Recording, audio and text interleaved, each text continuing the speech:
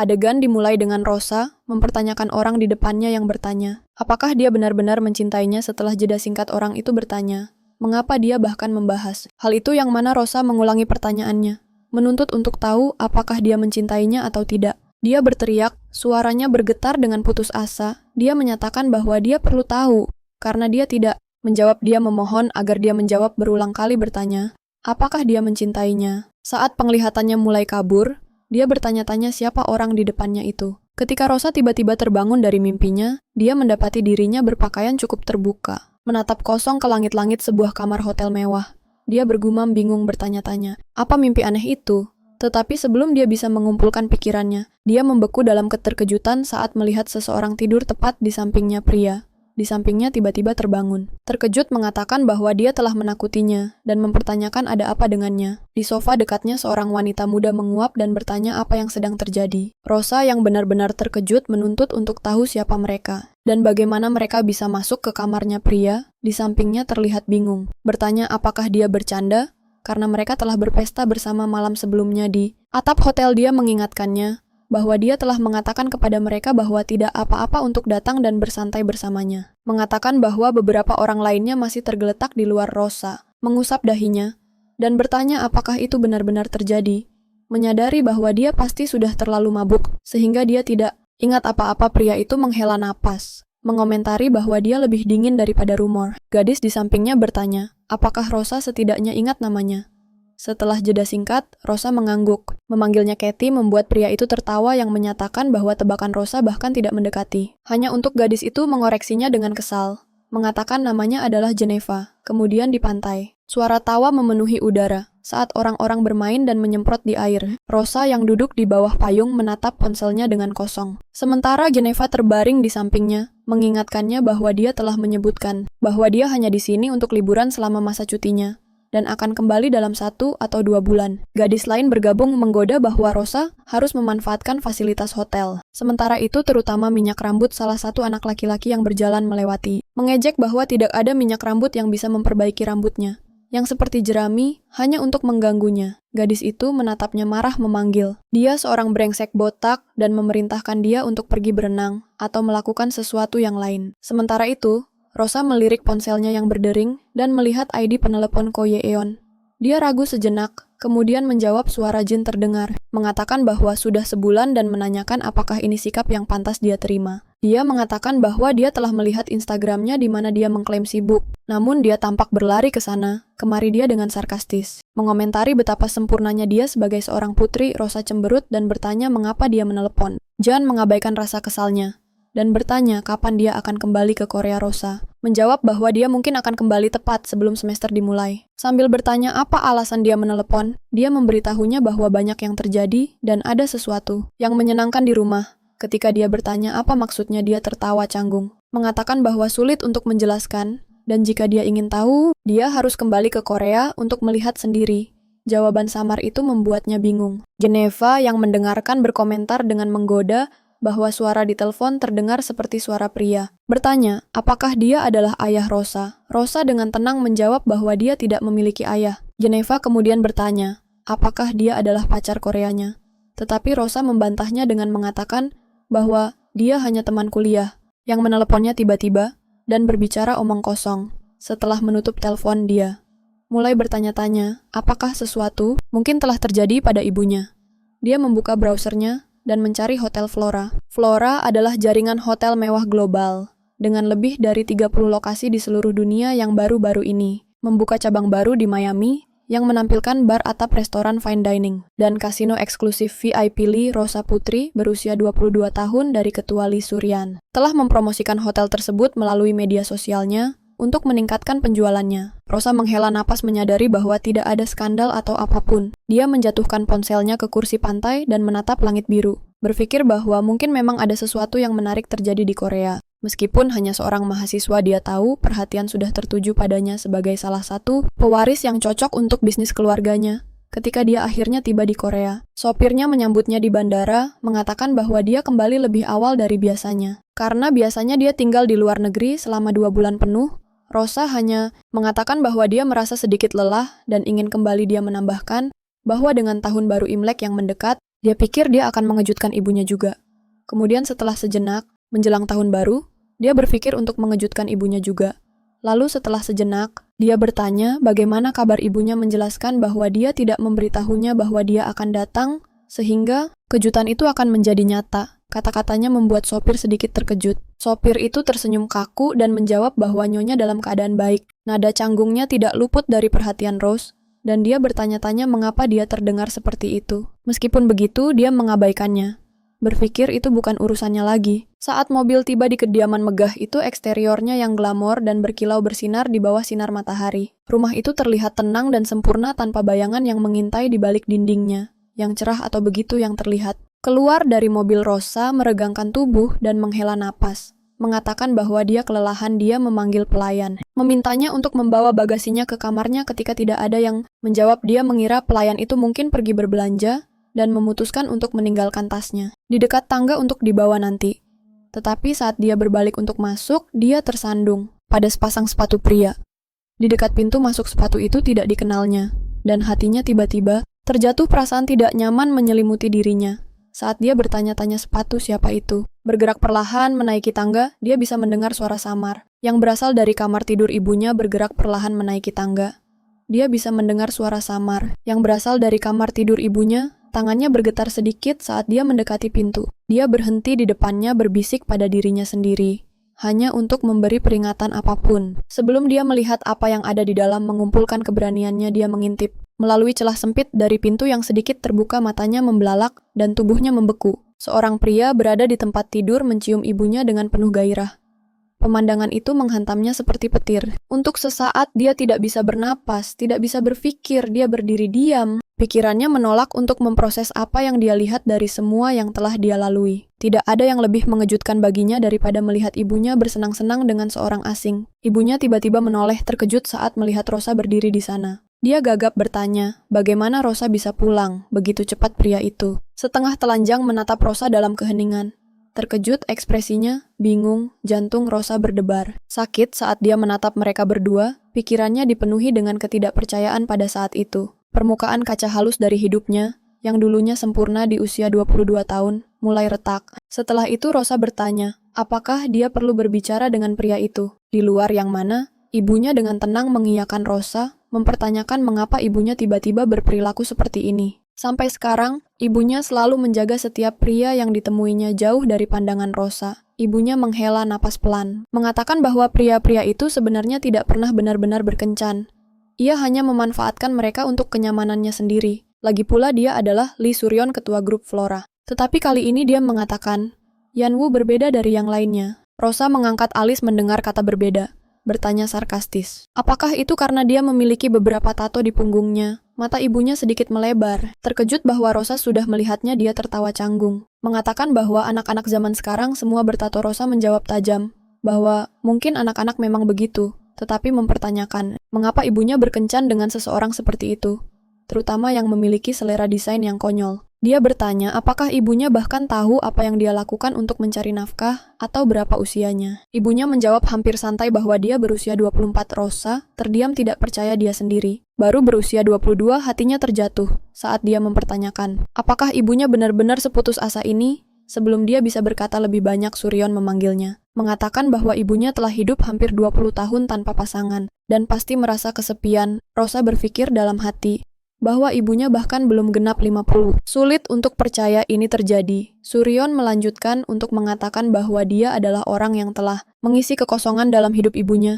Dia mengklaim memiliki hati yang baik dan mengatakan bahwa jika mereka tinggal bersama, dia bisa membantu menyembuhkan kekosongan yang dirasakan ibunya saat membesarkan Rosa sendirian tanpa seorang ayah. Rosa menyela dengan tajam, bertanya mengapa dia bahkan mengangkat kata itu. Shuan tersenyum lembut, mengatakan bahwa ibunya sudah memberitahunya bahwa dia akan tinggal bersama mereka. Mulai sekarang, kata-kata itu membuat Rosa terkejut dan terdiam. Kemudian, saat dia berdiri menatap foto keluarga di meja Yunwoo, masuk ke ruangan menyapanya dengan sopan, dan bertanya apakah pembicaraannya dengan ibunya berjalan baik. Rosa berbalik kepadanya dengan ekspresi jijik, dan diam-diam berjalan keluar. Yanwoo mencoba menghentikannya, mengatakan bahwa dia telah mendengar banyak tentangnya dari Sirian, dan tidak menyangka mereka akan bertemu begitu cepat. Saat dia mulai menaiki tangga, dia memanggilnya mengatakan bahwa dia tahu Ibunya telah menyuruhnya untuk bergaul dengannya, tetapi dia tidak merasa seperti itu. Setelah semester dimulai, dia akan sibuk juga. Sampai saat itu, dia hanya akan menganggapnya sebagai pekerja hidup dan memerintahkannya untuk tidak berbicara dengannya. Tanpa menunggu reaksinya, dia berjalan ke atas si Reon yang berdiri di dekatnya, tertawa kecil dan memberitahu Yunwoo untuk tidak khawatir, mengatakan bahwa Rosa hanya bertindak dingin untuk saat ini dan akan menghangat seiring waktu. Yunwoo hanya tersenyum samar, mengatakan bahwa dia tidak khawatir karena dia adalah putri ibunya. Dia kemudian melangkah lebih dekat menuju si Ryon. Malam itu suasana berpindah ke sebuah bar yang tenang di mana Gian duduk dengan suasana santai. Rosa bertanya, apakah ini yang dia maksudkan sebelumnya? Gian bingung bertanya apa yang dia bicarakan. Rosa memukulnya, mengatakan bahwa ibunya telah berkencan dengan pria yang lebih muda saat dia pergi.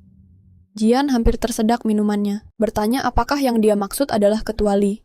Ketika dia mengangguk, dia bertanya tentang pria itu yang dijawab Rosa. Gian telah menyebutkan bahwa dia memiliki urusan di Korea, dan bahkan meneleponnya sebelum Gian tersenyum nakal, dan mengakui bahwa panggilan itu hanya lelucon. Dia merasa bosan dan ingin mengganggunya. Rosa menatapnya dengan tidak percaya, berpikir bahwa dia telah kehilangan akal. Tetapi Jeon melambaikan tangannya dengan acuh. Tak acuh, mengatakan bahwa itu bukan masalahnya sekarang. Dia menyuruhnya duduk dan memberitahunya segalanya dengan benar. Meskipun kesal, Rosa tahu Jeon adalah satu-satunya orang yang bisa dia percayai. Dia menghela napas dan memberitahunya bahwa pria itu berusia 24. Jeon cukup terkejut, mengatakan bahwa itu praktis setengah usia ibunya. Menambahkan dengan bercanda bahwa ibunya pantas mendapatkan rasa hormat karena menjalani hidup sepenuhnya. Rosa menatapnya dan bertanya apa yang sebenarnya terjadi saat dia pergi. Bertanya-tanya apakah dia mendengar sesuatu. Jeon mengangkat bahu, mengatakan itu adalah rumahnya. Jadi mengapa dia harus tahu lebih banyak darinya? Meskipun begitu, dia mengakui bahwa seluruh situasi itu tidak terdengar seperti hubungan yang sehat. Dan bertanya apa nama pria itu, Rosa menjawab bahwa namanya Yan Woo-jin, mengatakan bahwa dia tidak pernah mendengar tentangnya. Dan bertanya bagaimana penampilannya. Rosa terdiam mengingat wajahnya. Dia ingat bagaimana dia memiliki aura kesedihan tertentu di sekelilingnya. Sesuatu yang mengganggu. Dan anehnya memikat dia tampak mencolok pada pandangan pertama. Tetapi cara matanya membawa kegelapan, membuatnya berpikir bahwa dia telah melalui terlalu banyak. Dia memberitahu Gian bahwa dia hanya terlihat lebih tua dari usianya saat Gian mengantarnya keluar dari bar. Kemudian, dia bertanya apa yang dia rencanakan untuk dilakukan sekarang.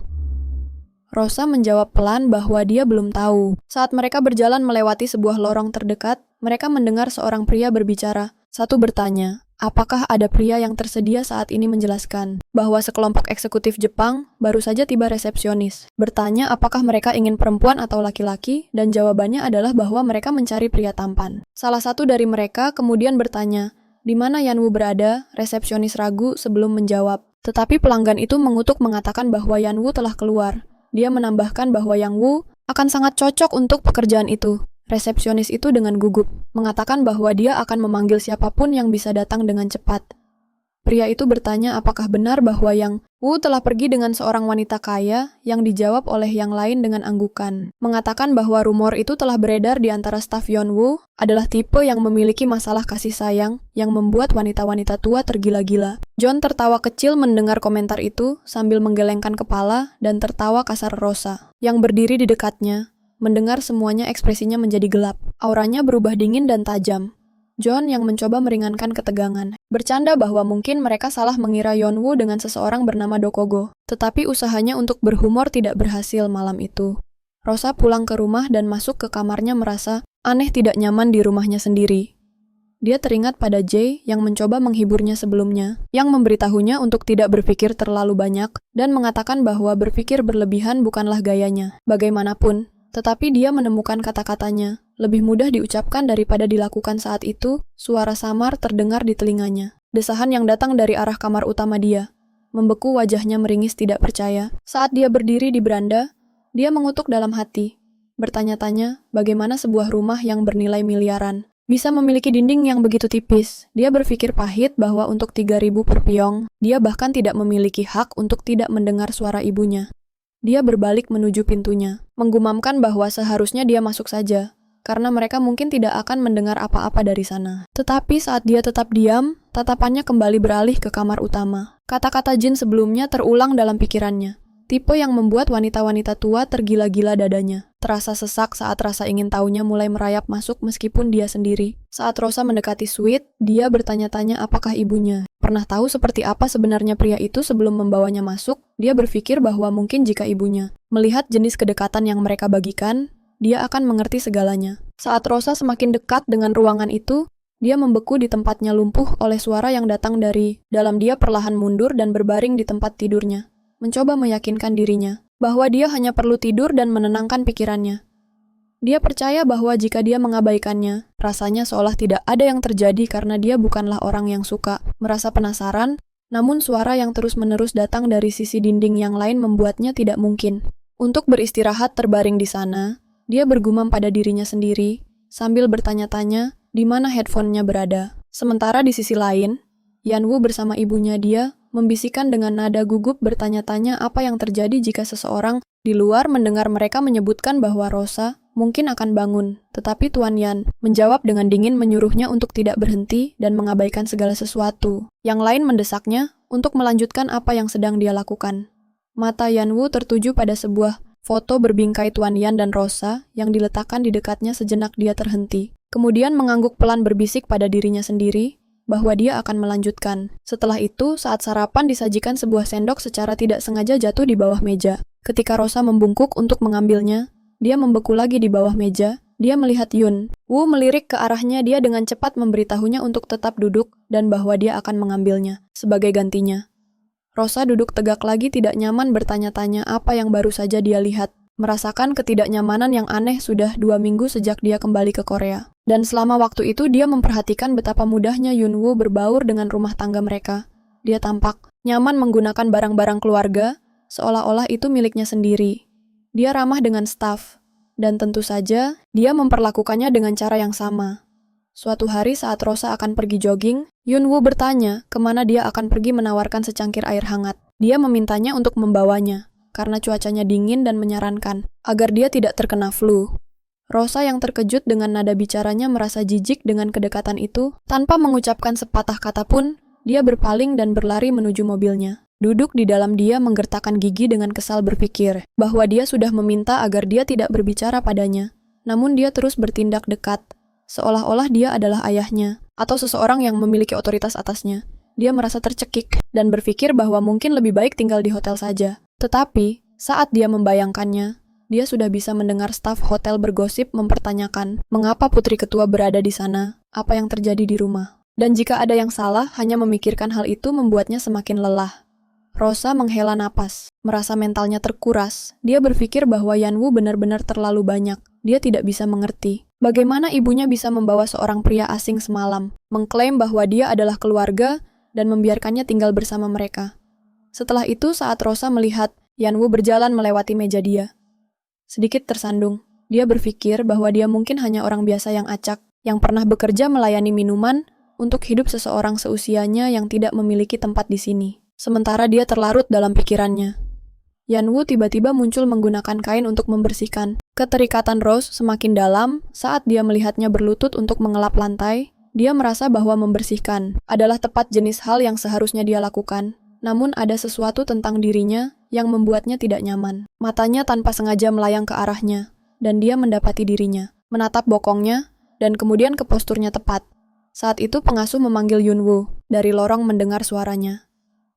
Rosa cepat-cepat membungkuk untuk bersembunyi, bahkan setelah berada di lantai 1 untuk menghindari terlihat pengasuh masuk dan bertanya, apakah ada sesuatu yang tumpah, dan menawarkan untuk menangani pembersihan sendiri, karena itu adalah tugasnya. Tetapi Yunwoo dengan sopan menolak, mengatakan bahwa dia bisa membersihkannya sendiri, dan bahwa dia tidak perlu khawatir jika dia sibuk. Pengasuh memujinya karena bersikap sopan, mengatakan bahwa dia akan pergi berbelanja sebelum pergi. Dia bertanya, apakah ada yang dia inginkan untuk makan malam? Yunwoo ragu sejenak, kemudian menjawab bahwa menu seharusnya ditentukan oleh keluarga yang tinggal di sana.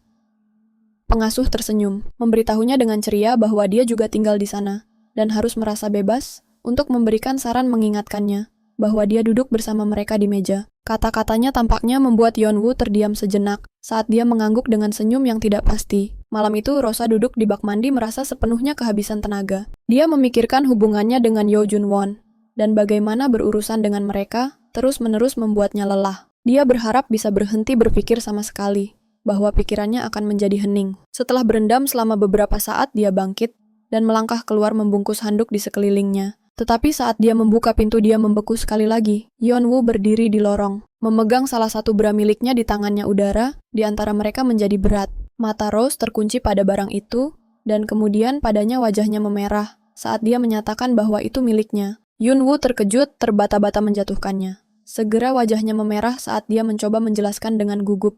Terbata-bata bahwa dia mengira tidak ada orang di rumah, dan bahwa dia menganggap dia pergi. Dia menambahkan dengan canggung bahwa dia tahu bagaimana penampilannya. Tetapi dia bisa menjelaskan semuanya sebelum dia bisa. Melanjutkan, dia mengalihkan wajahnya mencoba menghindari tatapannya, dan memberitahunya untuk mengenakan pakaian terlebih dahulu. Rosa bagaimanapun melangkah lebih dekat, menatapnya, tangannya menusuk dadanya. Dia sedikit condong ke arahnya. Dengan ekspresi yang tidak terbaca, Yeonwoo dengan mata tertutup rapat mencoba bersikeras sekali lagi bahwa itu bukan seperti yang dia pikirkan, bahwa dia tidak melakukan apapun yang tidak pantas. Tetapi sebelum dia bisa menyelesaikan, Rosa menamparnya keras-keras di wajah. Setelah tamparan Rosa mengenai wajah Yeonwoo, butuh beberapa saat baginya untuk mengumpulkan dirinya. Masih mencoba memproses apa yang baru saja terjadi. Dia cepat-cepat meminta maaf, menjelaskan bahwa itu semua adalah kesalahpahaman. Tetapi Rosa memotongnya dengan tajam, mengatakan bahwa dia bahkan tidak marah. Dia hanya ingin memukulnya. Dia dengan dingin bertanya, apakah dia berencana untuk memukulnya kembali, atau mungkin berlari kepada ibunya, dan memberitahunya bahwa putrinya telah menamparnya setelah dia melihatnya telanjang. Suaranya mengandung nada tantangan saat dia memberitahunya bahwa dia tidak bisa melakukan apapun tentang itu. Dia memperingatkan bahwa selama dia tinggal di bawah atap yang sama dengannya, dia akan terus mengganggunya, hanya karena keberadaannya membuatnya tidak nyaman. Yeonwoo menundukkan tatapannya. Ekspresinya dipenuhi dengan keputusasaan yang tenang. Melihat wajahnya, Rosa berkomentar bahwa ditampar dan dihina oleh seorang gadis 2 tahun lebih muda seharusnya memalukan. Jika dia berada di posisinya, dia berkata dia akan merasa benar-benar tidak berharga. Namun dia berdiri di sana, diam-diam tidak berbicara atau membela dirinya. Dia menyuruhnya untuk mendengarkan dengan seksama.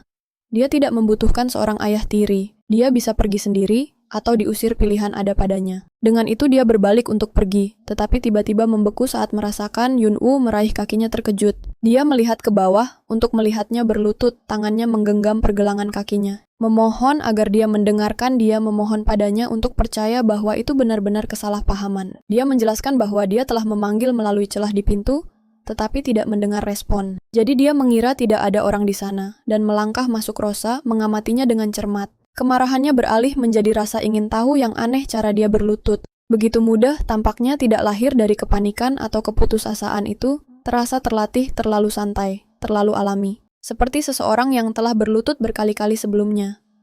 Suara Yeonwoo bergetar saat dia terus memohon. Dia mengakui kesalahannya, memintanya untuk tidak memberitahu ketua, mengatakan bahwa dia akan melakukan apapun.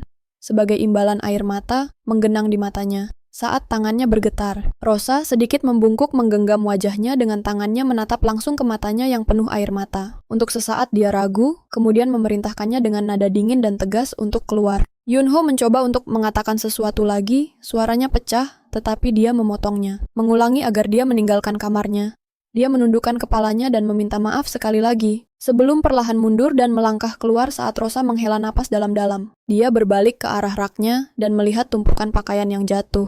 Menyadari apa itu, dia menghela.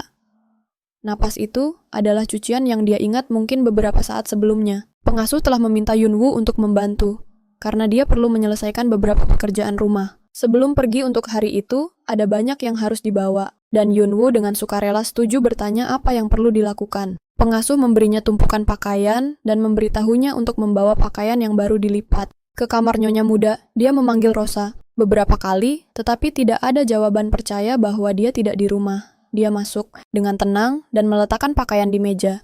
Namun ketika beberapa potong jatuh ke lantai, dia membungkuk untuk mengambilnya. Dan saat itulah Rosa tiba-tiba melangkah keluar dari kamar mandi. Menangkapnya dalam posisi canggung itu, sekarang berdiri sendirian. Di kamarnya, Rosa mengatupkan rahangnya, memberitahu dirinya sendiri bahwa dia tidak peduli dengan penjelasan.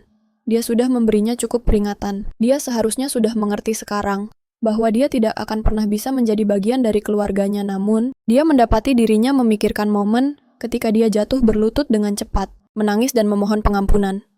Ada sesuatu tentang itu yang tetap terbayang di pikirannya. Melirik ke tangan dia melihat bekas merah yang ditinggalkan dari tamparan. Telapak tangannya masih terasa perih sedikit, dia menggosok area itu berulang kali merasakan sensasi aneh yang tidak familiar. Itu bukan kepuasan, itu adalah sesuatu yang lain yang tidak bisa dia definisikan. Semakin dia menggaruk bekas itu, semakin gatal hingga mulai berdarah sedikit getaran aneh. Mengalir melalui dirinya saat dia merasakan gelombang ketidaknyamanan yang tidak bisa dia jelaskan.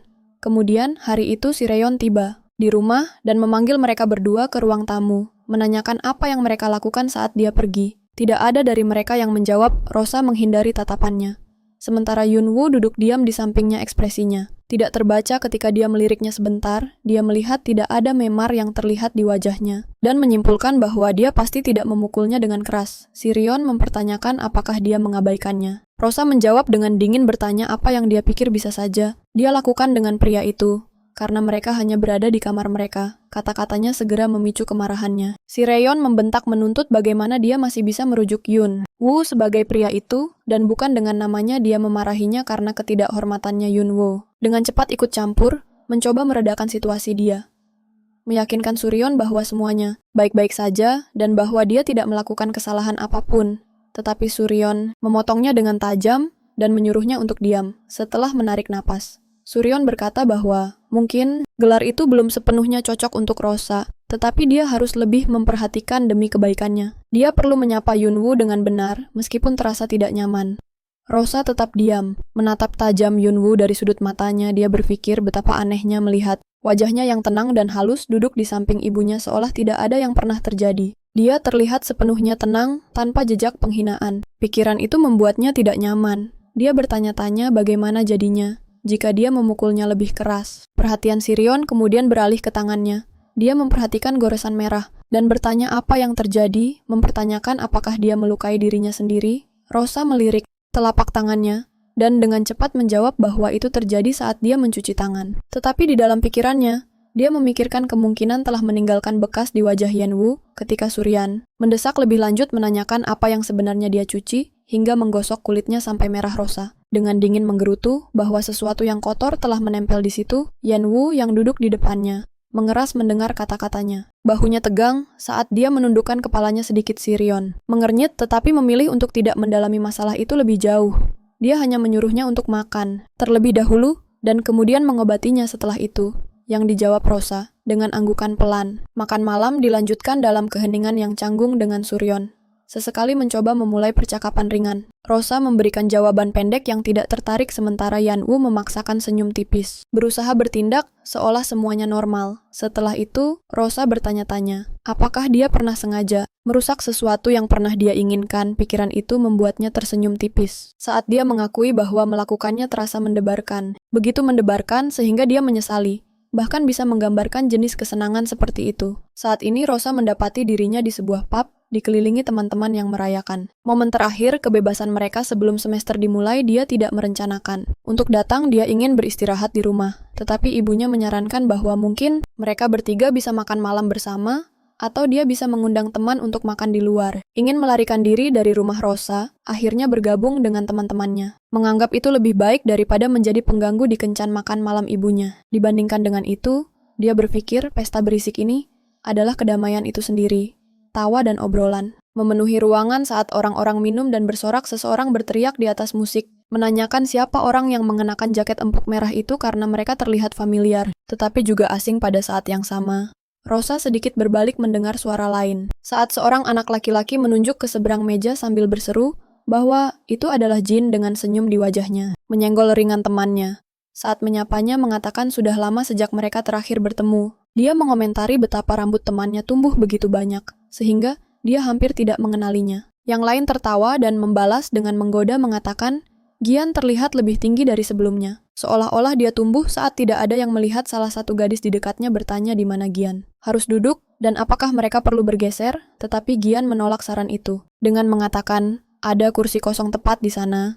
Dia berjalan menuju Rosa dan dengan main-main menyenggol bahunya. Menggoda dia tentang terlihat mengantuk. Rosa hanya memberinya tatapan, berpura-pura tidak bereaksi. Saat kelompok semakin ramai, Ian mengambil sebotol dan dengan bercanda membukanya dengan gerakan dramatis. Mendapatkan tawa dari semua orang di sekitarnya, dia menuangkan minuman dengan kasih sayang yang berlebihan. Mengatakan bahwa dia menuangkan sebanyak dia mencintai mereka, semua mengangkat gelasnya. Dia menyatakan, mereka semua harus hidup dengan cinta. Rosa mengamati, dengan tenang pikirannya melayang ke Alceo. Yeon adalah putra keempat dari Huimyong Construction. Mereka telah saling mengenal melalui pertemuan sosial saat anak-anak, tetapi hanya menjadi dekat. Setelah berakhir di jurusan universitas yang sama, Rosa ingat bagaimana Yeon pernah menggoda dia tentang membaca artikel tentang skandal Korea, mengatakan bahwa dia tidak menyadari mereka akan berada di bidang yang sama. Dia mencoba menebak namanya saat itu, memanggilnya Mawar, dan ketika dia tidak merespon, dia mencoba lagi Dandelion. Kemudian sesuatu tentang bunga. Sampai akhirnya dia ingat dan dengan bangga mengatakan Rosa. Dia menemukan bahwa Yeon adalah pembicara yang lancar, tipe yang bisa membuat siapapun tersenyum tanpa banyak usaha. Penampilannya menarik perhatian kemanapun dia pergi.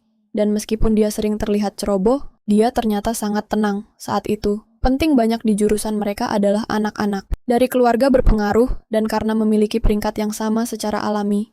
Menjaga mereka terhubung meskipun bagi Rosa, kedekatannya dengan Jin memiliki alasan yang lebih rumit daripada sekadar status. Saat ini, saat malam berlanjut, seseorang menyarankan putaran kedua minuman, dan yang lain dengan bersemangat mengusulkan untuk pergi ke karaoke. Beberapa setuju, tetapi Gian tampak terganggu. Dia merasakan sesuatu, menyentuh kakinya. Itu adalah kaki Rosa, sinyal yang tenang. Tanpa mengatakan apa-apa, dia mendekat dan membisikkan bahwa mereka harus bertemu. Lagi setelah kelas dimulai, gadis di sampingnya terlihat terkejut, mengingatkannya bahwa dia baru saja mengatakan tidak memiliki rencana. Jin tersenyum dan menjawab bahwa sesuatu baru saja muncul menggesekkan jarinya dengan lembut di lengan Rosa di bawah meja. Malam itu setelah meninggalkan pesta, Jin mengejar Rosa di luar, berjalan di belakangnya dengan nada menggoda seperti biasa. Dia bertanya, apakah ayahnya melakukan sesuatu yang membuatnya kesal? Lagi mengatakan bahwa itu tidak sehat untuk mengatasi stres dengan melakukan hal itu. Rosa berbalik menatapnya dengan marah, bertanya mengapa dia ikut jika dia hanya akan berbicara omong kosong. Jan mengangkat bahu menjawab bahwa baginya itu bukan stres, itu hanya kesenangan. Mereka akhirnya tiba di sebuah hotel. Begitu, di dalam Jan menariknya dekat dan menciumnya dengan kasar. Rosa tidak melawan, keduanya terhuyung menuju sofa, gerakan mereka panas dan putus asa saat dia semakin dalam. Jane bertanya mengapa dia tidak bisa berkonsentrasi, bercanda bertanya, apakah dia bertengkar dengan ayah barunya? Ekspresi Rosa langsung mengeras. Dia memperingatkannya untuk mengulangi itu, dan dia akan memukulnya, tetapi Jan hanya tersenyum sinis membisikkan secara provokatif. Jika dia ingin, dia menunjukkan cara membuat keluarganya merasa terhina. Kata-katanya semakin tajam saat dia melanjutkan, mengatakan bahwa dia harus membawa seorang asing ke dalam rumah tanpa peringatan, lalu mengunci dirinya, seolah tidak ada yang terjadi. Dia berkata bahwa dia bahkan tidak tahu apa yang terjadi di dalam rumah itu, tetapi entah bagaimana itu membuatnya penasaran, meskipun itu adalah rumahnya. Rosa mencoba mendorongnya pergi, tetapi dia memegangnya lebih erat. Untuk sesaat dia merasakan sesuatu yang berat menekan di dalam dadanya, seolah-olah dia tidak memiliki tempat dimanapun. Dia menyadari betapa kosongnya dia mulai merasa. Napasnya menjadi tidak teratur saat dia mengeluarkan suara pelan, terjebak antara kemarahan dan kebingungan. Gian mendekat, bertanya apakah dia ingin pindah ke tempat lain untuk putaran berikutnya. Rosa mengutuknya, memanggilnya gila, tetapi Gian hanya tertawa dan melanjutkan, mengatakan dia akan bertaruh ayah tirinya yang baru akan menyesal suatu hari nanti, bahwa dia mungkin bahkan tidak menyadari betapa cantiknya putri tirinya. Dia menyuruhnya untuk berhenti berbicara dan terus saja. Ekspresi Rosa membeku tanpa kehendaknya. Gambar wajah Yanwu muncul di benaknya, ekspresi tenang tanpa emosi yang sama. Kehadiran tenang yang membuatnya terusik tanpa henti. Hatinya terpelintir dengan pemikiran itu.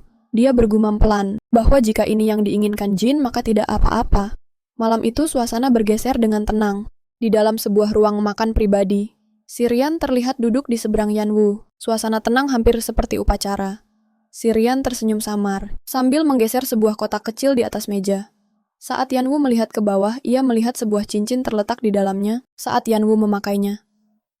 Sirian berkomentar bahwa itu adalah kejutan cincin pasangan yang cocok seperti miliknya, dan bertanya apakah dia menyukainya.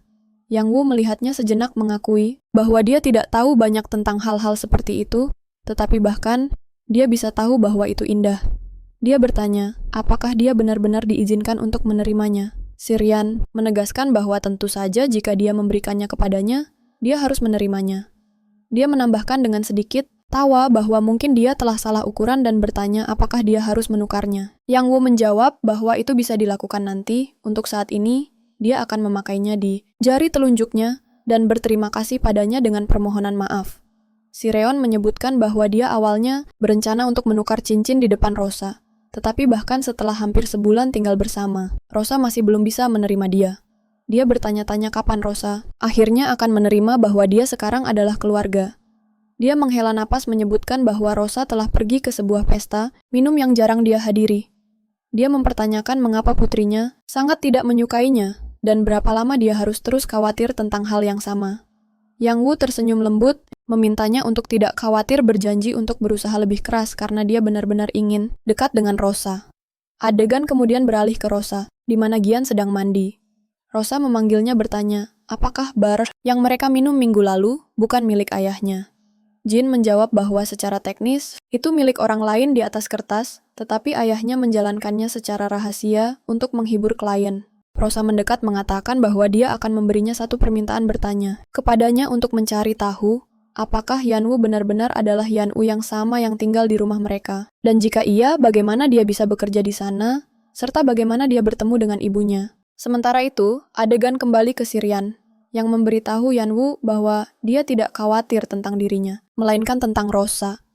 Keesokan harinya di rumah Serjon berbicara dengan salah satu pekerja, bertanya apakah benar-benar baik untuk memindahkan tanaman keluar. Tukang kebun menjawab bahwa itu seharusnya baik-baik saja, karena musim semi tahun ini lebih hangat dari biasanya. Yang Wu bertanya tentang pengorganisasian, tetapi sebelum dia bisa menjawab, dia membungkuk untuk menciumnya. Suryon menjelaskan bahwa sejak musim semi dimulai, dia memindahkan bonsai yang telah disimpan di dalam ruangan ke taman. Yang Wu melirik pot di dekatnya mencatat betapa elegannya itu. Dia awalnya mengira itu palsu, tetapi sebenarnya itu hidup. Suryon tersenyum dan mengatakan itu adalah pinus hitam yang dia tanam dengan tangannya sendiri. Pada tahun Rosa lahir, keduanya seumur. Rosa menambahkan bahwa jika tanaman itu menunjukkan tanda-tanda penurunan, dia akan segera mengganti pengurusnya. Dan ini sudah yang ke-6. Tukang kebun menundukkan kepalanya berjanji untuk merawatnya dengan baik. Yunwu meletakkan tangannya dengan lembut di bahu.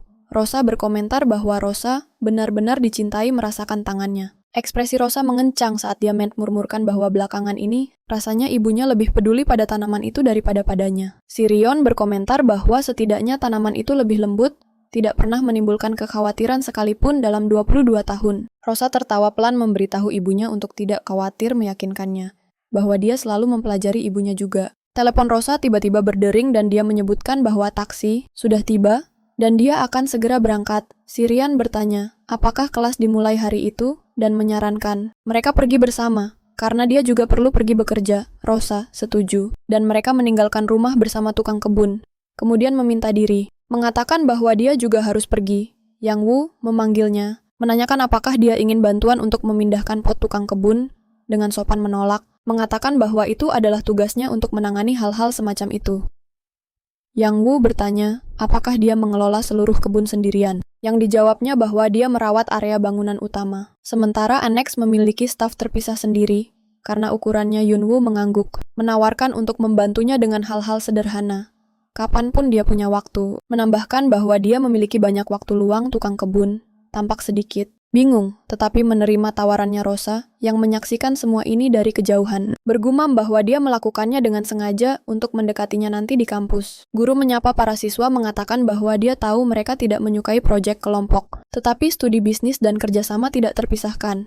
Dia menambahkan bahwa tidak hanya dalam pekerjaan masa depan mereka, tetapi juga dalam hidup mereka, seringkali harus berurusan dengan orang-orang yang tidak mereka sukai. Dalam pengertian itu, dia mengumumkan bahwa dua orang yang duduk bersama sekarang akan menjadi pasangan. Untuk semester ini, Rosa berbalik ke samping menyadari bahwa Gian duduk di sampingnya. Kemudian saat duduk di bangku, Rosa menghela napas mengomentari bahwa dia belum mendengar frasa berpasangan dengan siapapun yang kamu duduk di samping sejak sekolah dasar. Dia mengeluh bahwa dia sudah merasa lelah dan ingin istirahat. Jin tersenyum sinis dan berkata bahwa dia seharusnya meninjau tugas tersebut, karena profesor mereka kemungkinan akan menyetujui apapun yang dia kirimkan. Setelah jeda singkat, Yeon menyebutkan bahwa mengenai apa yang dia tanyakan sebelumnya, mencari tahu tentang Yanwu tidak akan sulit. Tetapi dia mempertanyakan apa yang akan mereka lakukan setelah mereka tahu dengan menunjukkan bahwa apakah Yanwu telah menjual napasnya atau tubuhnya.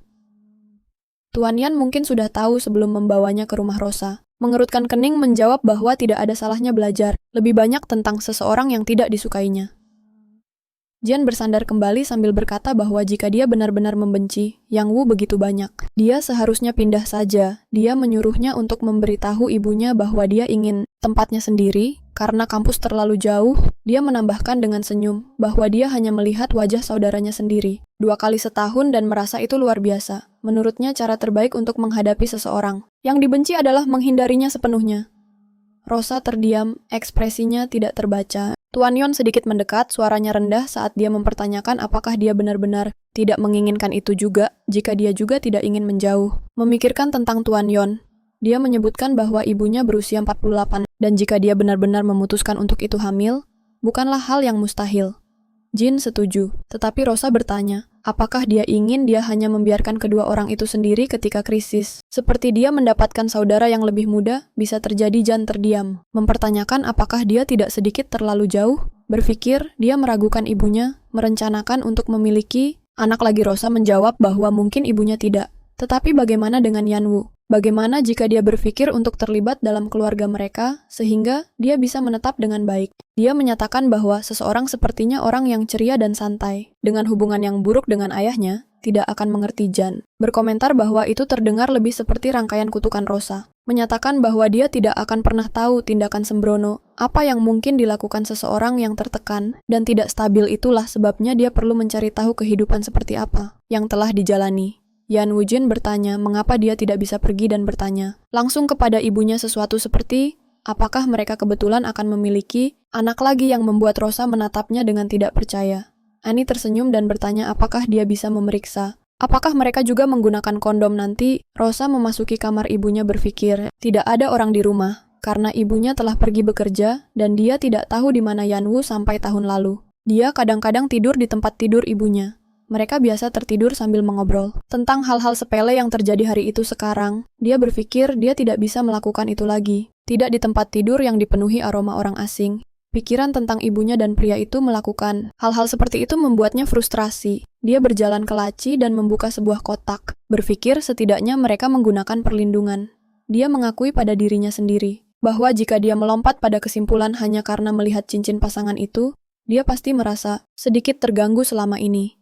Tetapi sekarang setelah dia mengonfirmasinya, dia merasa benar-benar jijik. Gambar Yun Wu mengeluarkan kondom, memakainya dan tidur dengan ibunya terlintas di pikirannya. Dia membayangkan ibunya mengerang, sementara Yun Wu menikmatinya sepenuh hati. Mengatakan itu terasa enak. Rosa berteriak melemparkan kotak itu kembali ke dalam laci. Dia berdiri memegang kepalanya dan menendang tempat tidur yang bergetar karena marah dan frustrasi. Adegan berpindah ke taman di mana tukang kebun berterima kasih kepada Yun Wu karena telah membantunya selama beberapa hari terakhir. Yun Wo menjawab bahwa dia telah memberitahunya bahwa dia melakukannya karena itu menyenangkan. Meskipun dia bertanya-tanya keras, apakah buah kecil yang tergantung di pohon itu adalah jeruk keprok? Itu terlihat kecil, mungkin karena sedang tidak musim. Tukang kebun tertawa pelan, membantahnya dan menjelaskan bahwa itu adalah kumquat, buah yang sama sekali berbeda. Dia menawarkannya satu, bertanya apakah dia ingin mencobanya. Yun Wu bertanya apakah dia bisa memetiknya dan memakannya.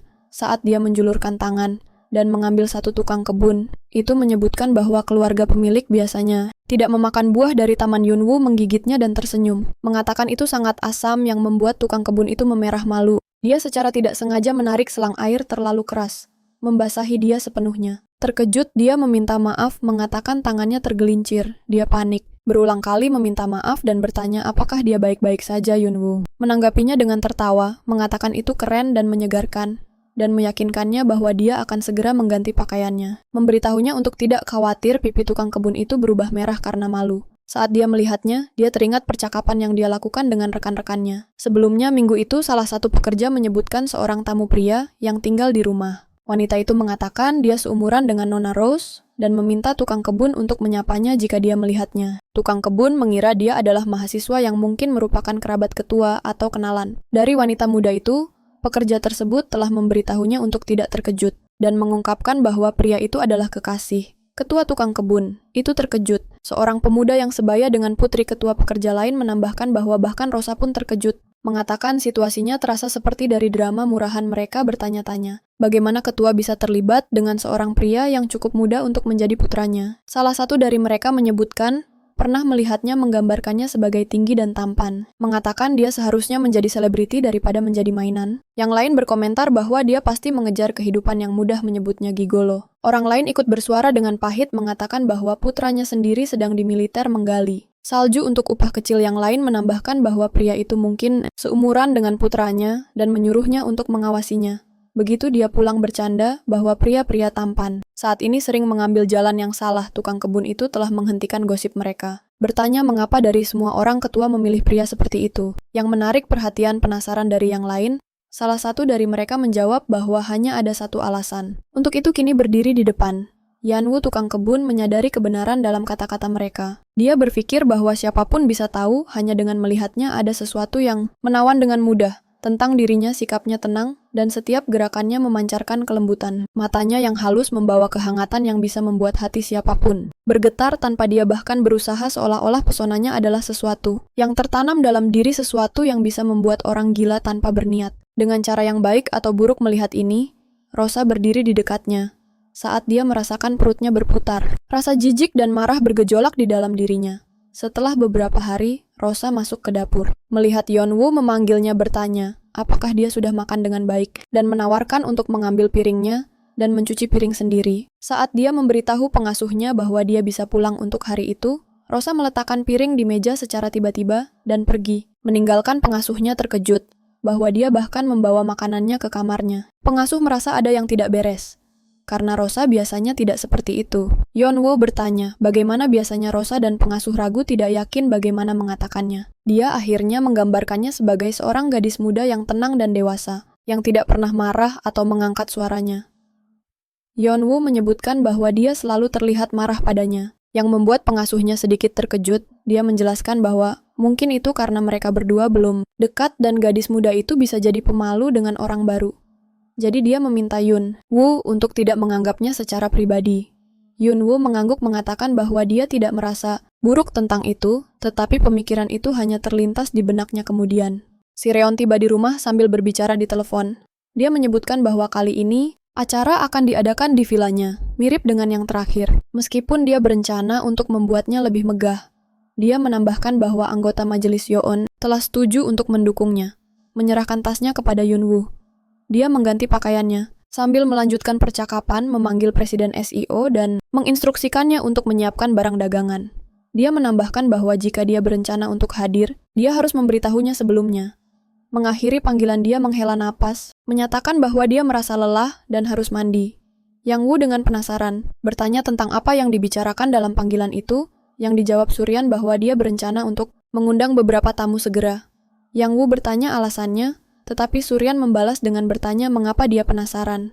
Yang Woo berkata, sepertinya dia akan semakin sibuk menyebutkan bahwa dia sudah merasa kesepian seperti ini. Suryan menggoda dia bertanya, apakah dia sedang mengeluh? Yang Woo tersenyum samar dan melangkah lebih dekat padanya, bertanya jika dia mengatakan bahwa dia akan menghiburnya. Dia menciumnya, tangannya meluncur di bawah bajunya saat dia membuka branya. Bibirnya menyusuri kulitnya, menggoda dia saat sentuhannya bergerak ke bawah. Si Reon menggeram bahwa itu terasa enak mendesaknya untuk melanjutkan sambil melihatnya dengan senyum setengah. Tiba-tiba dia meraih lehernya dengan erat. Suaranya lembut namun aneh mengatakan bahwa dia terlihat sangat cantik hari itu dan bertanya, mengapa dia begitu cantik? Kata-katanya membuat Yeonwoo sedikit terkejut. Bergetar dia bertanya, apakah dia benar-benar mengatakannya? Senyum Surya menjadi lebih tajam saat tangannya menyerang rodanya, membisikkan bahwa dia penuh dengan pesona. Rasa sakit melanda dirinya saat dia mengerang. Dia memperketat pegangan di lengannya sementara Yeonwoo berjuang untuk bernapas. Tubuhnya tegang karena rasa sakit yang menyengat.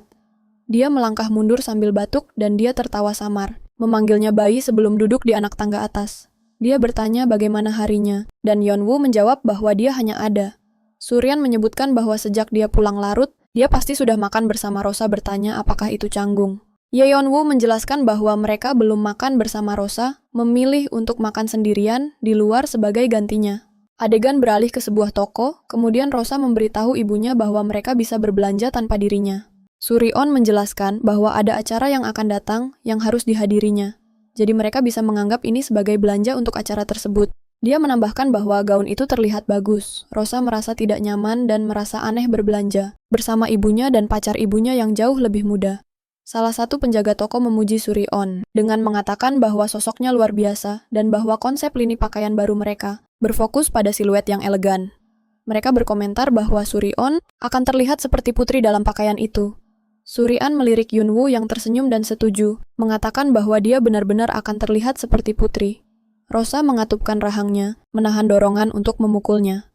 Saat itu Suri-an menerima telepon dan mengumpat pelan, mengatakan bahwa ada sesuatu yang muncul di kantor. Dia berkata bahwa dia harus pergi segera. Rosa bertanya, apakah dia berencana untuk menyelesaikan belanja terlebih dahulu. Suri-on membantahnya, mengatakan bahwa mereka baru membeli pakaian untuknya sejauh ini, karena toko telah dibersihkan hanya untuk mereka. Akan tidak sopan jika pergi tanpa membeli sesuatu yang lain. Dia menyuruh mereka untuk menyelesaikan belanja dan pulang setelahnya. Sebelum pergi, dia menginstruksikan Rosa untuk memilih sesuatu yang cocok untuk Yanwoo juga. Rosa terdiam sejenak terkejut dengan saran itu. Suri-on menambahkan bahwa karena Rosa mengenal seleranya dengan baik, dia bisa mendandani pria itu dengan baik dan membawanya kepada ibunya. Rosa menatapnya, tidak percaya dengan apa yang baru saja dia katakan. Pikiran untuk memilih pakaian untuk pacar ibunya membuatnya merasa tidak nyaman, namun dia tidak bisa menolak. Rosa merenungkan apa yang ibunya katakan tentang seleranya. Dia tahu ibunya cukup baik untuk memahami bahwa itu bukan hanya tipe ibunya, meskipun dia mengklaim tahu segalanya tentang ibunya. Dia mulai mempertanyakan seberapa banyak ibunya benar-benar memahami dirinya. Saat kenangannya melayang kembali, dia teringat ibunya memberinya sebuah mainan, yang dibungkus rapi sebagai hadiah sebuah gestur sederhana yang pernah membawa kebahagiaan baginya. Sementara itu, Yunwoo berdiri di dekatnya mengatur kacamatanya, sambil mencoba beberapa pakaian. Rosa mengamatinya dengan diam, giginya menyentuh kuku-kukunya saat salah satu pelayan memperhatikan dasi yang rumit dan menawarkan bantuan. Saat pelayan itu dengan hati-hati memperbaikinya, pikiran Rosa melayang ke kenangan kelam jenis dasi yang sama, yang pernah mencekik boneka beruangnya. Melihat Yanwoo yang berpakaian rapi, hanya memperdalam ketidaknyamanannya. Adegan beralih ke sebuah pub. Pemandangan Yanwoo yang berpakaian rapi hanya memperdalam ketidaknyamanannya. Adegan beralih ke sebuah pub, di mana seorang pria mendapati dirinya didekati oleh seorang gadis ceria yang bertanya, apakah dia baru, dan apakah dia baru saja mulai. Dia tersenyum sopan, mengatakan bahwa dia sedang menantikan untuk bekerja bersamanya. Gadis itu menggoda dia dengan mengomentari nada suaranya yang ceria dan memanggilnya imut, dengan cepat memutuskan untuk memilihnya untuk hari itu. Pria lain bercanda mengeluh bertanya, apakah dia membuangnya hanya karena wajah yang lebih muda muncul? Di resepsi seorang wanita duduk di depan monitor ketika Gian masuk, memanggil Nuna. Dia berbalik terkejut melihatnya dan bertanya tentang pemuda tampan yang menemaninya. Dia bertanya-tanya keras apa yang membawanya turun. Dia bertanya apakah itu bukan pemuda termuda, mereka yang mengunjungi mereka. Bertanya apa yang membawanya ke sana, dan menawarkan untuk memanggil beberapa gadis cantik untuknya Jin. Dengan cepat menjawab bahwa ayahnya akan memukulnya jika dia tinggal terlalu lama. Bersikeras bahwa mereka hanya datang untuk minum, dan mengucapkan halo. Para wanita itu tertawa kecil dan bertanya kepada Jin, apakah dia mengenal pria tampan yang tidak memiliki uang, menyarankan agar dia membawanya. Mereka menyebutkan bahwa mereka akan membayar pria-pria itu dengan tarif per jam yang baik, hanya untuk mengobrol, bahkan tidak untuk menyentuh siapapun. Yeon tersenyum sinis mengatakan bahwa di antara teman-temannya, dia adalah yang paling tampan. Meskipun cacatnya adalah bahwa dia sebenarnya memiliki uang. Ketika gadis itu memintanya untuk menjaga nada bicaranya, menemukan kata-katanya menggelikan Jin melihat sekeliling mengamati bahwa semua pria yang bekerja di sana tampak sangat tampan. Dia mengulangi. Pikirannya mempertanyakan mengapa setiap pria terlihat begitu baik. Gadis itu menjawab bahwa yang paling tampan di antara mereka sudah melunasi hutangnya. Dan menghilang. Ian mengangkat alis. Penasaran bagaimana seseorang di bisnis itu bisa melunasi hutang seperti itu? Gadis itu menjelaskan bahwa seorang klien VIP telah memintanya secara eksklusif selama lebih dari 2 bulan. Dan uang itu pasti berasal dari sana. Dia menambahkan bahwa tidak mungkin Yunwoo bisa mendapatkan sebanyak itu hanya dalam 6 bulan. Karena klien VIP dikelola oleh direktur. Dan tidak ada yang tahu siapa wanita yang pergi bersamanya. Dia mengutuk pelan, mengatakan jika dia pernah melihat pria itu lagi, dia akan mati. Jian merasakan dingin menjalar di tubuhnya. Dia memikirkan Rosa merasa kasihan padanya, mengetahui bahwa jika dia pernah mendengar cerita ini, dia mungkin pingsan. Dia bertanya-tanya, apakah dia juga harus mencari pria itu?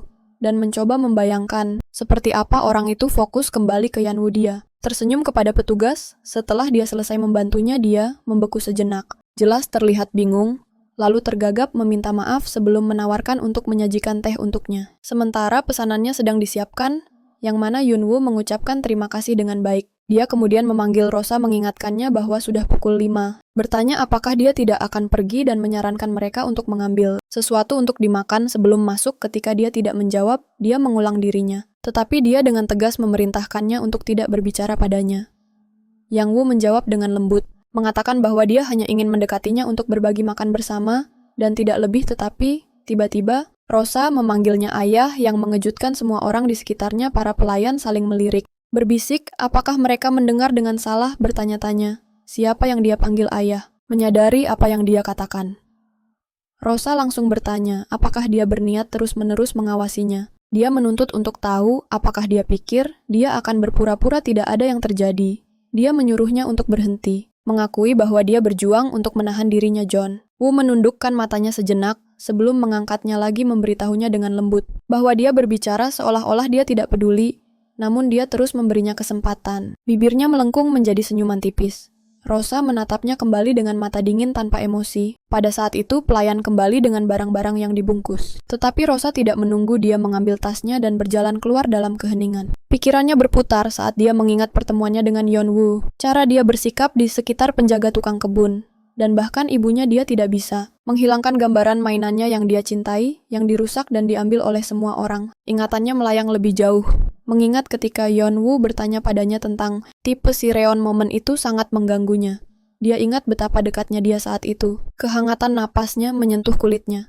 Dan bagaimana sesuatu di dalam dirinya terbangun dalam kebingungan. Saat itu dia menyadari sesuatu yang menyakitkan. Bahwa dia dan ibunya memiliki selera yang sama dalam pria. Tepat saat kesadaran itu menghantamnya, ponselnya bergetar tanpa henti dengan pesan. Itu adalah Jaehan. Dia telah mengiriminya pesan beberapa kali, mengingatkan kata-katanya sebelumnya. Bagaimana dia pernah mengatakan bahwa dia akan mengabulkan permintaannya jika dia menyelesaikan tugas yang dia berikan. Yeon duduk di kamarnya memberitahu Rosa tentang Yunwoo bahwa setelah memutuskan kontak, bahkan manajernya mengklaim dia tidak tahu apa yang terjadi padanya. Dia bertanya apa pendapatnya tentang itu. Baginya tampaknya cukup jelas sejak awal. Tetapi berdasarkan waktu hampir terasa, seolah-olah pria yang dimaksud adalah Yunwoo-nya. Saat dia menggulir layar sambil melihat deretan gaun yang elegan, dia menyadari keheningan di ujung sana dan bertanya-tanya mengapa dia tidak merespons. Jun mengingatkannya bahwa dia telah memberitahunya semua yang dia tahu. Sekarang dia mendapati dirinya. Anehnya penasaran tentang pria tua yang dimaksud, dia cepat-cepat mengoreksi dirinya. Menyadari bahwa pria itu hanya 2 tahun lebih tua.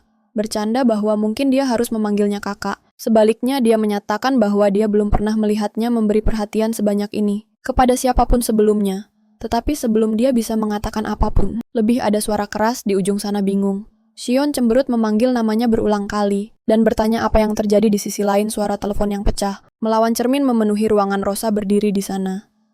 Sekelompok kenangan membanjiri pikirannya. Sebuah gambar mobil yang melaju kencang menuju ke arahnya, tabrakan yang memekakan telinga dan rasa sakit yang tiba-tiba. Dia bergumam bahwa dia pernah ditabrak mobil Jin, mengingat kecelakaan itu dari masa SMA-nya. Bertanya mengapa dia mengangkatnya lagi.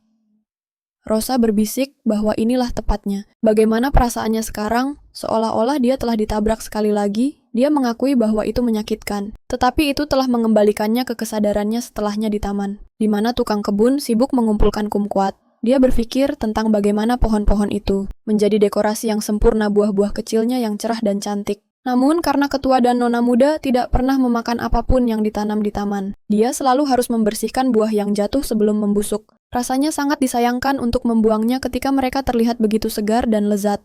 Dia menghela napas, mengingatkan dirinya bahwa tidak ada yang menjadi miliknya, dan memutuskan untuk mengambil karung untuk membersihkan dengan baik saat dia berjalan melalui taman.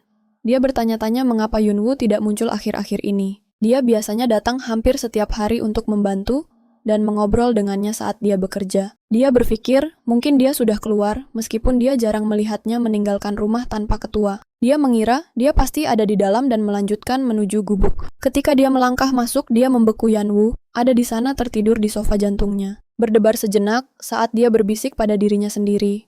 Bertanya mengapa dia tidur di sana, di tempat yang paling tidak tepat. Dia masih merasa sulit untuk percaya betapa tampannya dia terlihat dari dekat garis wajahnya, lebih lembut dan lebih halus daripada bahkan sebagian besar selebriti wanita. Dia menatapnya dengan sedikit geli dan membisikkan bahwa ketua itu bodoh. Seolah-olah dia menyimpan boneka cantik yang terkurung di dalam mansion. Dia berkomentar, betapa sia-sianya memiliki pria seperti itu tersembunyi dari dunia. Meskipun begitu, dia beranggapan ada alasan mengapa seseorang dari latar belakang seperti dia mungkin seharusnya berada di lingkungan seperti ini. Setelah menghabiskan waktu bersamanya, dia belajar bahwa dia tidak kasar atau suka bergaul seperti orang lain yang pernah dia temui. Bahkan sekarang dia terlihat tenang, hampir lembut. Dia memiringkan kepalanya sedikit, mempertanyakan mengapa dia bisa tertidur. Begitu ceroboh di ruang taman mengetahui bahwa dia adalah satu-satunya yang datang ke sana. Semua kepolosan kesopanan dan cara dia berbicara dengan lembut padanya. Bukan sepenuhnya salahnya jika dia pernah merasa ingin menjangkau dia mengakui pada dirinya sendiri bahwa pria ini mengerti persis apa yang dipikirkan wanita ketika mereka melihatnya. Dia bertanya-tanya, kehidupan seperti apa yang harus dijalani untuk berkencan dengan seorang cable yang seumuran dengan ibunya, terutama ketika dia baru berusia 24 tahun. Namun dia tidak bisa menyangkal betapa menawannya dia. Dia bertanya-tanya pelan, apakah dia akan pernah bertemu seseorang yang sebaik dia dalam hidupnya? Tangannya ragu sebelum meraih ke depan. Saat ujung jarinya menyentuh pipinya, dia merasakan kehangatan kulitnya di telapak tangannya. Tiba-tiba Yanwu bergerak. Tanpa peringatan, dia menangkap jari-jarinya di antara bibirnya, menggigitnya. Lembut tukang kebun terdiam, terengah-engah saat lidahnya menekan lembut kulitnya. Untuk sesaat dia tidak menarik diri, detak jantungnya berdebar dan secara naluriah dia menyelipkan jari-jarinya ke dalam mulutnya lagi. Bergetar merasakan sensasi itu, lalu tiba-tiba suara keras bergema dari luar. Tukang kebun melompat menarik tangannya kembali dengan terkejut. Jantungnya berdebar saat dia menyadari apa yang baru saja dia lakukan. Dia melangkah mundur ngeri pada dirinya sendiri, membisikkan di bawah napas, mempertanyakan apa yang sedang dipikirkannya. Dia berbalik menuju pintu, melangkah keluar ke koridor terbuka, hanya untuk melihat Rosa berdiri di sana. Mata Rosa dingin. Ekspresinya tidak terbaca. Dia bertanya dengan nada datar apakah tukang kebun bekerja keras hari ini. Tukang kebun gagap memaksakan senyum gugup saat dia menyapanya dengan sopan. Sebelum dia bisa mengatakan lebih banyak, Rosa melangkah maju mencoba melewatinya, tetapi tukang kebun secara naluriah memblokir jalannya Rosa yang bingung mengangkat alis dan bertanya apa yang dia lakukan. Tukang kebun dengan cepat menjawab bahwa jika Rosa membutuhkan sesuatu, dia bisa mengambilnya sendiri, menjelaskan bahwa itu berdebu dan berantakan di dalam sehingga mungkin berbahaya baginya untuk masuk. Tatapan Rose menjadi gelap saat dia membungkuk untuk mengambil sekop dari tanah, mengangkatnya, dan mengarahkannya ke arah tukang kebun. Dia menyatakan bahwa dia menemukannya tergeletak di sana, dan bertanya-tanya apakah itu milik tempat itu. Tukang kebun dengan cepat meraihnya, sambil meminta maaf, mengatakan bahwa dia hanya meletakkannya sebentar, dan tidak bermaksud meninggalkannya di sana.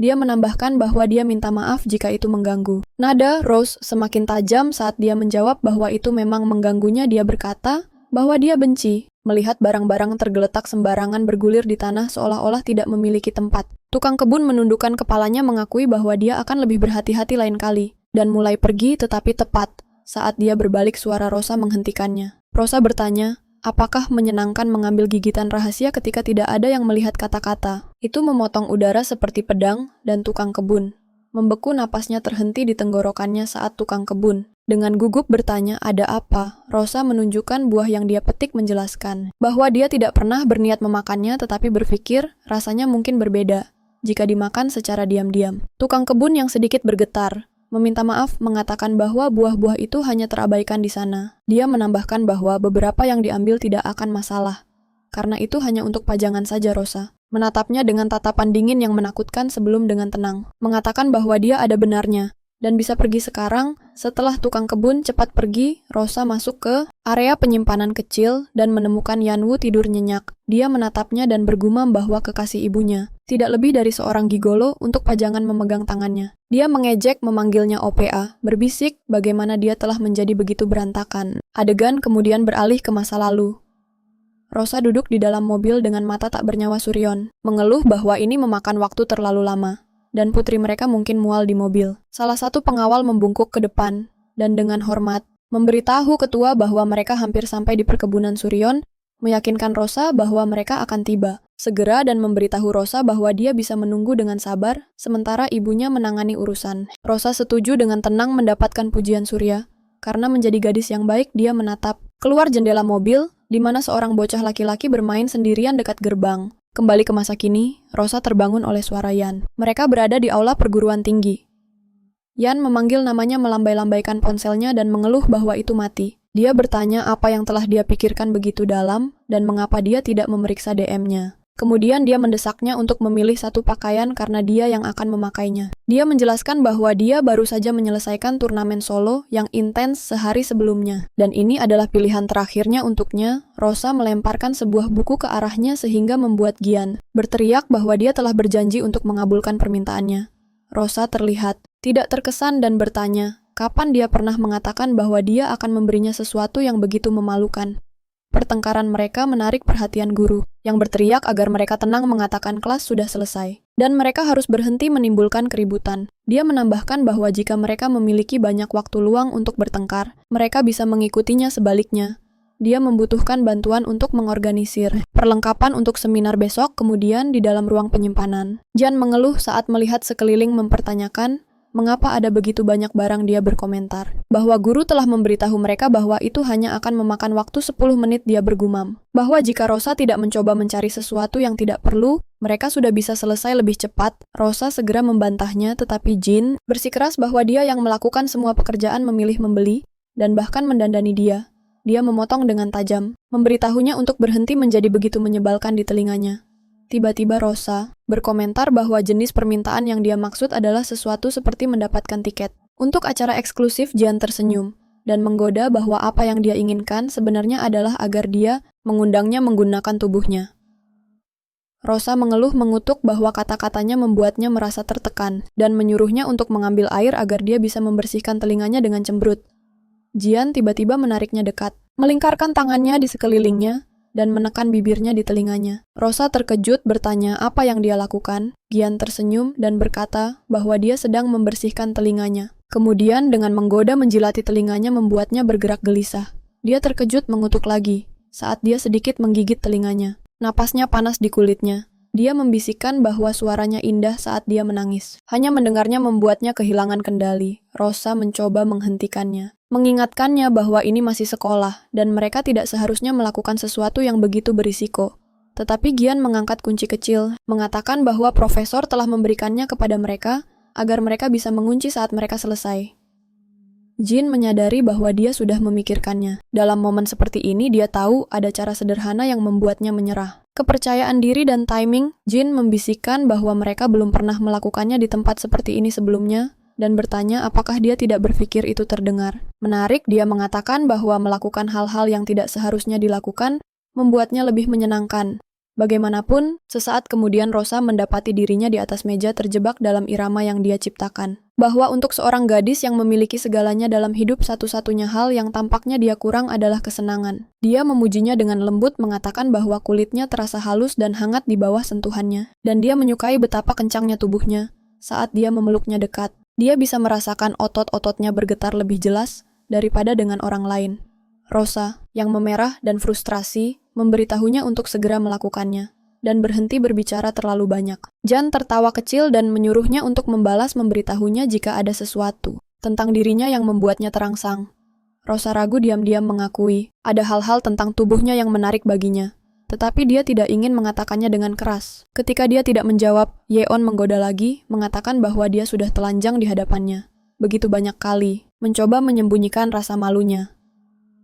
Rosa akhirnya membisikkan bahwa alat vitalnya besar, tetapi Yeon mencemooh bertanya apakah itu satu-satunya hal yang dia perhatikan tentang pria. Rosa menggulung matanya dan berkata, siapapun bisa tahu dia berolahraga, bukankah itu cukup jelas? Apalagi yang ingin dia katakan? Jin tertawa sambil tetap memeluknya erat dan menyuruhnya untuk memberikan tangannya. Ketika dia melakukannya, dia meletakkannya di punggungnya, memberitahunya untuk menghargai tubuh pasangannya, dan menunjukkan sedikit rasa hormat atas usahanya. Dia membungkuk dan menciumnya dalam-dalam, kata-katanya meleleh ke dalam napasnya. Untuk sesaat semuanya menjadi kabur ketegangan di ruangan, semakin tebal gerakan mereka. Lambat, namun sengaja. Tetapi saat Rosa menutup matanya, gambar lain muncul di benaknya, wajah Yanwoo yang telah dia slap sebelumnya. Napasnya terhenti, dan ketidaknyamanan aneh mengalir di dadanya. Yan memanggil namanya, suaranya kasar, tidak menyadari pikiran dalam dirinya. Dia berseru lembut saat dia menggenggamnya. Pipinya memerah saat Jin bertanya, apa yang Rosa lakukan? dan jika dia berencana untuk memukulnya. Dia naik di atasnya bertanya, apakah dia bisa hanya memukul pipinya sekali untuk membuatnya terkejut. Gian terkejut dan tidak nyaman, bertanya apakah ada yang mengganggunya, dan menyarankan mereka untuk membicarakannya. Namun Rosa menolak, memiliki masalah dan berkata, dia hanya ingin mencoba memukulnya sekali. Gian terkejut, berpikir itu tidak biasa baginya. Dia tidak pernah menjadi tipe yang membicarakan mencoba hal-hal saat melakukannya. Dia selalu seperti itu sejak malam pertama mereka bersama. Malam itu Yeon bertanya padanya, apakah itu benar-benar baik-baik saja, sementara Rosa diam-diam bertanya-tanya apakah ini yang disebut imprinting. Itu canggung untuk Yeon tidur dengan seseorang yang sudah dikenalnya sejak sekolah menengah. Dia memberitahu dirinya sendiri, mereka bisa saling mengenal secara bertahap. Gian ragu-ragu untuk bertanya apakah mereka harus mulai berkencan, tetapi Rosa menyela dengan mengatakan bahwa itu lebih menyenangkan daripada yang dia harapkan, dan jika waktunya tepat, mereka harus melakukannya lagi. Gian terkejut dengan nada santainya. Meskipun begitu, hubungan mereka entah bagaimana berlanjut selama 2 tahun, namun ketika berhubungan dengan Rosa, dia sering kesulitan untuk menggambarkannya. Dia selalu menganggap keintiman sebagai sesuatu yang ringan, hampir seolah itu hanya kesenangan, dan tidak ada yang lebih dalam. Ian berpikir dia kurang rasa ingin tahu, sementara dia sendiri memiliki banyak hal yang ingin dicoba. Dia bahkan berpikir untuk menyarankan ide-ide bermain seperti mengikat atau jenis permainan peran lainnya. Tetapi dia tahu bahwa jika dia membawanya tangan Rosa, mungkin akan melayang ke wajahnya seketika. Ironisnya reaksi itu juga ada dalam daftar keinginannya. Dan dia hanya menunggu momen yang tepat, tetapi sekarang secara tak terduga, dialah yang meminta untuk menampar pipinya. Jin mempertanyakan apakah karena dia yang bersikeras untuk melakukannya di sekolah. Rosa juga harus diizinkan untuk melakukan apapun yang dia inginkan. Namun dia tidak bisa memahami mengapa Rosa tiba-tiba bertindak seperti ini. Perubahan hati macam apa yang telah dia alami. Tanpa sepatah kata pun, Rosa tiba-tiba menampar Jin keras-keras. Di wajah suara tajam itu memenuhi ruangan. Napasnya semakin berat, pipi Jin berubah merah cerah saat dia membeku sejenak. Saat itu beberapa teman sekelas mendekati pintu mengetuk dan bertanya, mengapa pintunya tertutup? Karena mereka perlu mengeluarkan speaker, sementara Rosa bertanya kepada Jin, apakah rodanya terjepit di luar. Dia menyuruhnya untuk mengeluarkannya, sementara di luar seseorang mempertanyakan apakah pintunya terjebak. Sementara yang lain menyarankan untuk mencoba menariknya. Terbuka sebuah suara menyebutkan kunci. Tidak ada di sana, dan mungkin ada di ruang penyimpanan di lantai 3. Jadi mereka memutuskan untuk mencarinya, sementara di dalam Yeon tidak bisa tidak menikmati momen dengan Rosa. Dia memeluknya erat, tangannya menjelajahi dadanya, sambil menggoda hingga dia mengerang namanya. Kemudian saat dia memeriksa refleksinya di kamera, dia berkata lembut padanya untuk bersantai, memperingatkan bahwa dia mungkin akan menggoresnya. Rosa mengingatkannya bahwa dia adalah orang yang memberitahunya bahwa dia bisa memukulnya. Gian tertawa mengakui bahwa dia memang ingin mencoba sesuatu seperti itu setidaknya sekali. Kemudian Rosa terdiam mengingat wajah Yanmu setelah ditampar sebelumnya. Dia dengan tenang mengatakan bahwa bagi dia perasaan itu tidak sepuas yang dia bayangkan. Dia berkata, itu tidak terasa benar dan mulai sekarang, mereka seharusnya tidak mencoba apapun. Seperti ini lagi, Gian berkedip tidak percaya, tidak bisa menerimanya begitu saja. Jauh di lubuk hatinya dia, ingin mencobanya lagi mengatakan bahwa dia menyukainya ketika dia jujur seperti ini. Ketika Gian menyarankan agar dia memotong kukunya Rosa, menjawab bahwa kuku yang panjang terlihat cantik, dan bertanya, apakah dia tidak bisa bertahan untuknya. Gian tertawa ringan, mengatakan bahwa dia tidak perlu bertindak begitu ceria. Tiba-tiba malam itu, Rosa pulang ke rumah, merasa kelelahan tubuhnya sakit, dan dia hanya ingin istirahat, tetapi saat dia masuk, dia mendengar suara televisi yang menyala di ruang tamu.